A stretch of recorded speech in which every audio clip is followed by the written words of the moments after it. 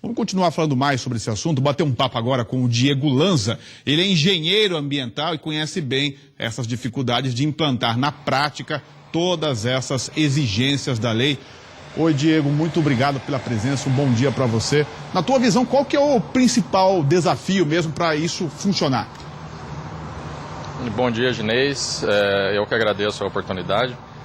Bom, a gente tem várias questões relacionadas que ainda precisam ser melhor definidas, né? Então, a lei ela é relativamente recente, a exigência de planos de resíduos sólidos, tanto para a indústria, quanto para os municípios, quanto para geradores, por exemplo, de resíduos hospitalares. Isso já existia há algum tempo, mas ainda no contexto geral ela é relativamente recente. Então, a regulamentação disso, ela parte principalmente dos órgãos ambientais licenciadores, né? Então, se a gente tem um empreendimento que vai gerar um tipo de resíduo perigoso, por exemplo, como é o caso das indústrias, os resíduos hospitalares, isso precisa ser feito, aliás, primeiro, para licenciar o empreendimento precisa fazer um plano de gestão desse resíduo, né? E ele precisa cumprir isso. Quem vai fiscalizar isso é a prefeitura, é o IMASU, né? O governo estadual, no caso aqui no estado do IMASU. Então, isso via processo de licenciamento ambiental. Diego, falando de forma mais ampla, a gente viu ali na reportagem que apenas 3% de todo o lixo que é produzido por nós brasileiros, apenas 3% acaba indo para alguma reciclagem, para algum reaproveitamento. Por que o nosso índice é tão baixo assim?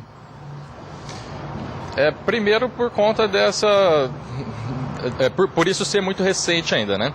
A gente tem, por exemplo, quando fala de alumínio, praticamente 98% das latas, elas são recicladas já.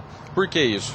Pelo fator econômico, né? Então, o benefício entre a coleta, o processamento disso e o comércio, ele é maior do que para outros tipos de resíduos. Então, dependendo do resíduo, isso vai ser implementado de forma mais rápida, mais urgente, pelo benefício, né? Então, 3% é muito baixo ainda. Mas isso vai partir das tecnologias que a gente vai desenvolver para reutilizar, reciclar, reaproveitar outros resíduos, e também do incentivo que o governo federal, os governos municipais e estaduais podem dar para quem fizer trabalhos nesse sentido, né? Então eu acho que a gente vai aumentar esse índice aí durante o segmento da implementação da política. Eu queria fazer uma pergunta para você, Diego, sobre a situação das casas.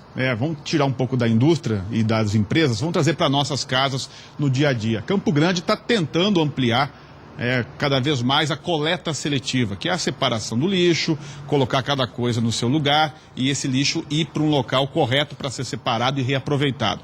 Quer dizer, a capital está caminhando para isso. Mas tem outras cidades que sequer começaram, que sequer tem aterro sanitário ainda para colocar tudo isso. Isso faz parte de um plano nacional de resíduos. Isso deve surtir algum efeito em quanto tempo? Em 20, 30 anos? Olha, é bem complicado a gente falar de um prazo assim, né? Em relação aos aterros sanitários, por exemplo, como você cita, a gente tinha um prazo que já venceu, né? Os municípios tinham esse prazo para dar a destinação final ambientalmente adequada. Onde é que esbarra isso? É sempre na questão econômica, né? Um aterro sanitário implementado hoje ele é muito caro. Para a prefeitura pagar para levar o resíduo para um aterro privado, particular, também custa caro, né? Então isso depende de investimento. Tanto a prefeitura vestir a camisa para implementar isso, quanto também convênios, outros instrumentos em que ela possa receber auxílio aí do governo federal, do governo estadual. Em relação às casas, quando a gente fala de reciclagem, o que falta, na minha opinião, é um pouco mais de incentivo, de educação, de conscientização da população para separar isso. Ok, Diego. Eu conversei com o Diego Lanza, que é engenheiro ambiental. A gente falou um pouquinho sobre esse desafio de dar o destino correto para o lixo. Passa pela questão econômica, como ele disse, é um desafio. Mas quando é prioridade, quando é importante, tem que dar um jeito, né, Diego? Obrigado pela sua participação mais uma vez. Um bom dia para você.